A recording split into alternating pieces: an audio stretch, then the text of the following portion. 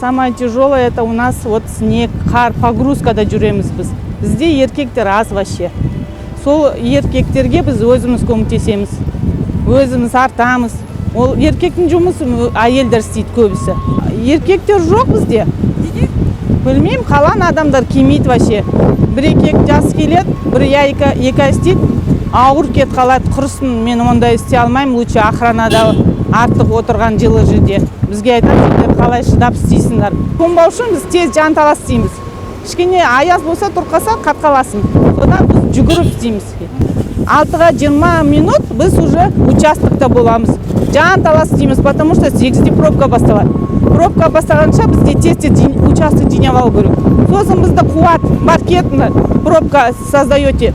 Кет қалдыңдар, жолға мешать етпеңдер. Сосын біз кетеміз, содан участок тастап басқа участокқа жүгіреміз. Биыл міне ерекше қыс болды, көріп жатсыз ғой. Қаншама 14 жыл істегенде мынандай қыс көрген жоқпыз. То, что техника істеп жатыр, 3 смена істеп жатыр. Түнде күндіз 24 сағат істеп жатыр КАМАЗдар. Бірақ масқара, қар ерекше. Соған да кісілер ренжімесін, кішкене қарасын, қар көп.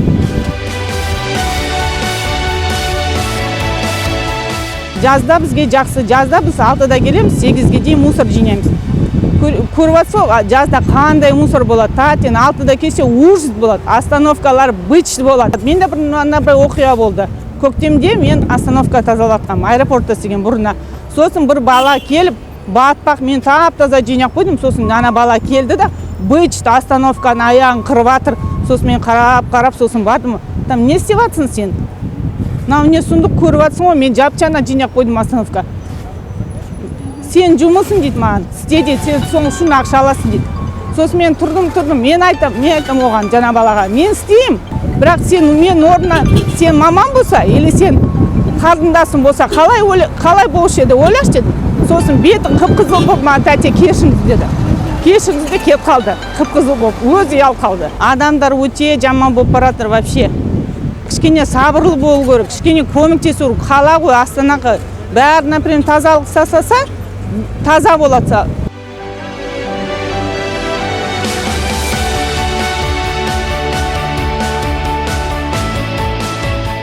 Білмеймін, остановка, автобусқа мінгенде, как будто біз бөтен адамдар сияқты. Енді біз де сондай адамыз ғой бәрі, ауылдан шыққан, қаладан шыққан. Біз де адам, ертең тап-таза киіммен шықса, біз танымайды, что мен Астана тазалықта істеймін. Ешкім айтпайды, например.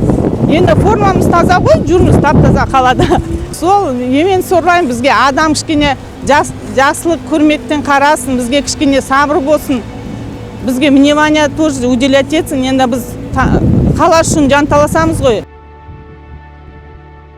Бәрі Астана тазалық жамандайды. Біз, например, ауылдан келеміз, Рахымжан Қошқарбаев, Киевка, 80-90 километр, 100 километр. Үште тұрамыз, 2 жарына тұрамыз, Ишкейге барамыз. Содан естейсің, только Астана тазалық жұмыс істемейді, остановка бычет, тротуар бычет, акиматқа айтамыз. Ондай кісілер қалай жұмыс істейміз, біз термен ақша аламыз. Бізге қиын, бізде жұмыскерлер техника көп, рахмет сізге, беріп жатсыз техника, бірақ бізде адам аз.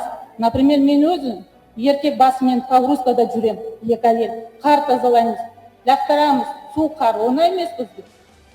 Так что сондай істеудейіз. Вот кім нанбай что істемейміз, таңертең 6-да шықсын немен, дағдешка сыпырғыш күрек алсын да, сосын 10-ға дейін істеп көрсін, қалай Астана тазалық істей ма, істемей ма, сосын айтасыңдар. Ондай сөз айтқандар, Инстаграмға бет алтын нәрсе жібермеңдер. Рахмет сізге, Татьяна Николаевна. Сіздерге біз премияны көбейтеміз. Жалақыны биыл январда көтердік. Шынында да бұл кісілердің жұмысы оңай емес. Рахмет айтайық достар. Рахмет сізге. Мен өзім бірнеше рет кездестім, жүргізушілермен де, осындай жұмыскерлермен де. Мен айтайын, кеше боран болған кезде, 2 рет, 3-ші ретте боран болды ғой, жолдар жабылып қалған кезде. Бұл кісілер облыстан келе алмай қалды. Бізде 400-500 адам келе алмай қалды. Сол кезде қиындықтар туындады бізде.